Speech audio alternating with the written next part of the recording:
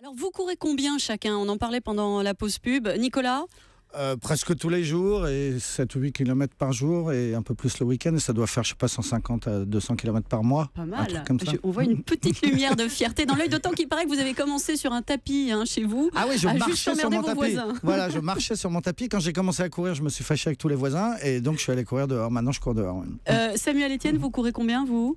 En fait, je mesure pas. Je suis un peu vieux jeu. J'ai pas de montre qui, vous savez, qui mesure, Il est d'appli. poétique. Non, je suis un Samuel peu Etienne. vieille école et donc comme c'est un plaisir. Je sors, je cours aussi loin et aussi longtemps que mon corps veut bien. Et avec l'âge, parfois c'est difficile. Parfois on se Qui blesse. court le plus Ah là, bah, de vous il deux n'y a pas photo. Moi, la première fois que j'ai couru avec Samuel, je lui avais donné rendez-vous avec quelques copains pour faire une quinzaine de kilomètres un dimanche matin sur les quais. Et puis vers la fin du 15 km, je le trouvais pas si impressionnant que ça. Il courait pas tellement plus vite, il était pas tellement plus à l'aise que nous. Donc je lui ai dit, mais enfin, je sais plus comment je lui ai dit, mais je lui ai dit, t'es pas si fort. Il m'a dit, non, mais c'est parce que j'ai fait 20 km avant de venir. Ouais, voilà. Donc lui, et ensuite, je rentre chez moi, il y en a encore pour 5 ou 6. Donc lui, il en faisait 40 quand nous, on en faisait Mais 12. Mathieu va pouvoir. Mathieu Lemot, oui, vous courez combien, le spécialiste? Là, en ce moment, je cours 40-45 en moyenne par semaine depuis 9 semaines, mais parce que je prépare un marathon. Et en fait, c'est ça qu'il faut dire aussi, c'est quand on demande à un coureur combien tu cours, il va toujours commencer à rentrer dans des complications pour les autres en disant mais là, je suis un plan d'entraînement pour une compétition, mais en dehors, je cours. Donc, il y a des variations, mais hors compétition, disons, hors prépa, c'est une vingtaine de kilomètres par semaine, et là, 40, disons. Mathieu Lemot, dans votre dico du running, il y a une entrée S comme sexe.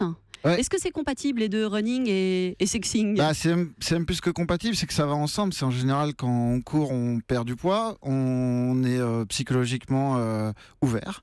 Et en plus, on a pas mal d'interdictions. C'est-à-dire qu'on nous interdit l'alcool, la cigarette, la bouffe. Il reste quoi? Le sexe. D'accord.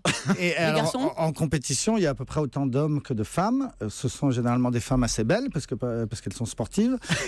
Elles sont généralement moulées dans des petits lycras fluo absolument.